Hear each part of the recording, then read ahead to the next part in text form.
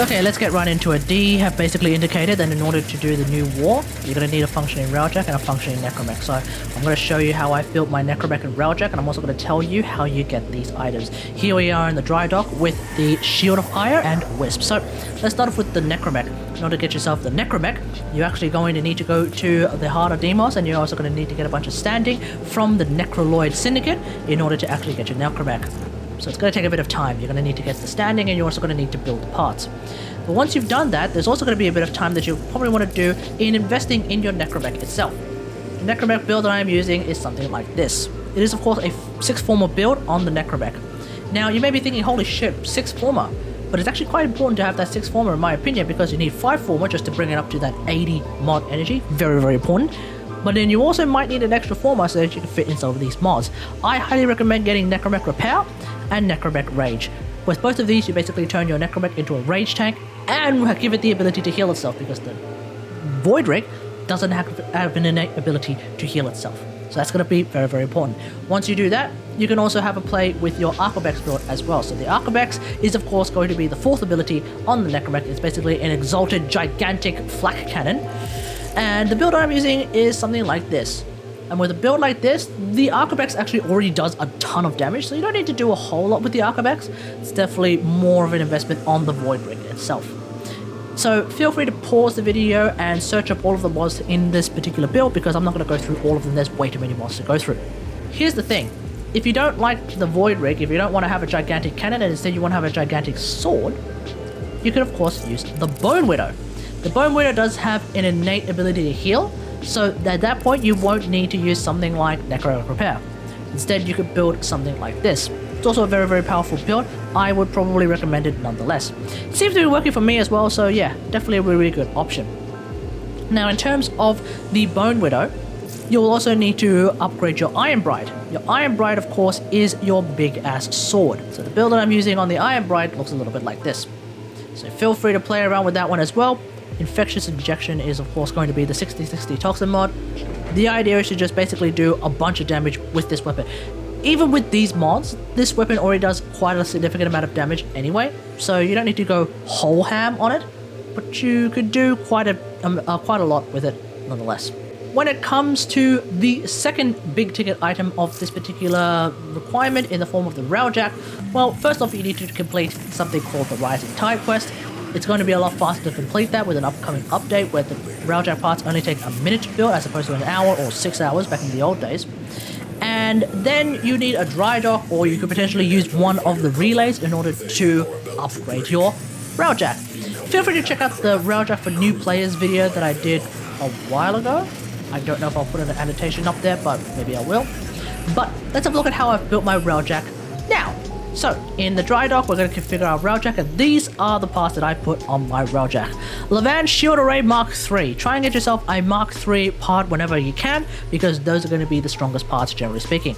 I've gone for Levan Shield Mark III, but Zeki Shield Mark III is also a really good option. You can play around with different types. There's different reasons for both.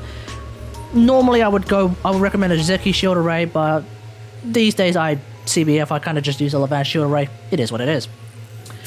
Levan Engines Mark III is probably going to be the engine of choice because of the fact that we have infinite boost in Railjack now, which means that having high boost multipliers is probably more important than just having higher engine speed multipliers. The alternative, of course, is using a Vidar Engines Mark III. That used to be the go-to in my opinion, but I think these days it's probably better to still have a Levan Engines. That being said though, if you're not going to be boosting a whole lot, then you could probably stick to a Vidar Engines Mark III instead. Levan Plating Mark III. It's basically one of the strongest, if not the strongest. It's basically just a bunch of hull and a bunch of armor. So it's basically a huge health mod. Feel free to play around with the other ones, but I feel like Levan Plating is going to give you more value for money. Just make sure to upgrade it all the way to its maximum through the use of infusion. And then of course we have the Vidar Reactor Mark III. Now in my opinion, I tend to go with the Vidar Reactor Mark III because my Battle Avionics are typically doing enough damage as is. If you want to do even more damage, you could of course use the Zeki Reactor Mark III. That'll give you of course more strength and more range. Alternatively, you could go for Levan Reactor Mark III if you want. Just play around with them. There are of course going to be some battle avionics that prefer to have duration, some battle avionics that prefer to have range, some battle avionics that prefer to have strength. So just figure out which ones you want, and then of course you pick the reactor that you so desire. There is of course another way of using reactors, which of course is to use a Mark II reactor, but at that point you're going whole ham into one of these stats as opposed to any of the others. I would probably still recommend using a Mark III instead, because generally speaking you get more value out of having a bunch of strength and then a bunch of range as opposed to just having a lot more strength, because then you could actually make use of your battle avionics a lot more.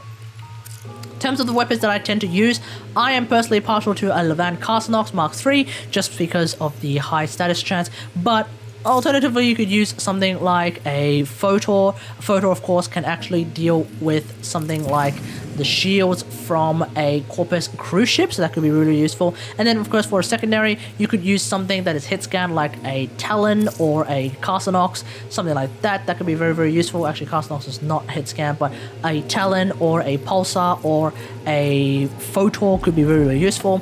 Alternatively, if you want to play around with Lathes or Glacios, you could potentially play around with that as well. Apox are also very, very powerful as well. In terms of the tertiary or the middle mouse ordnance that you would choose, I would just stick to using a Tycho Seeker Mark III. The other ordnances don't seem to be terribly useful. In terms of the avionics that I'm using on the Railjack, these are the avionics that I tend to use in terms of the integrated avionics. And of course, the battle avionics these are the ones that I tend to use. You could of course play around with various combinations. You could of course use something like Shadowburst and Void Hole, and that could be a very, very powerful option. There is of course one battle avionic that I'm still a little bit 50-50 on, and that is of course going to be Fiery Phoenix, also known as Phoenix Blaze. It is of course a much more tankier battle avionic, and if you are into using turret gameplay, then Fiery Phoenix or Phoenix Blaze is of course going to be very, very useful for you. Just keep in mind that the build that I was showing when it comes to the integrated avionics, it's not conducive to turret gameplay. So if you want to do some turret gameplay, you may want to swap something out for Hyperstrike, Section Density, Predator, something like that. Crimson Fugue. Crimson Fugue is actually very, very strong. And in terms of the tactical avionics, I'm just using these. You can play around with them as well. The only thing I don't like about tactical avionics is that they are segregated right now. I actually never use Death Blossom, and I would never use battle stations either. I just don't find myself ever using them, but I have to put one there anyway, so it is what it is. So that's pretty much it. Let me know what you think about all of this in the comments below. What do you think about the idea that you need a functioning Railjack and a functioning Necramech in order to actually play the new war? Let me know in the comments. Apparently there are a bunch of people who don't like that idea, and to them I say, tough. They're part of the game, get used to it. So that's pretty much it. Hope you guys enjoyed this. If you like this video, hit that like button, subscribe for more Necramech and Railjack action in the form of WarFrame action, and until next time, I'll see you guys later. Thanks for watching. Bye!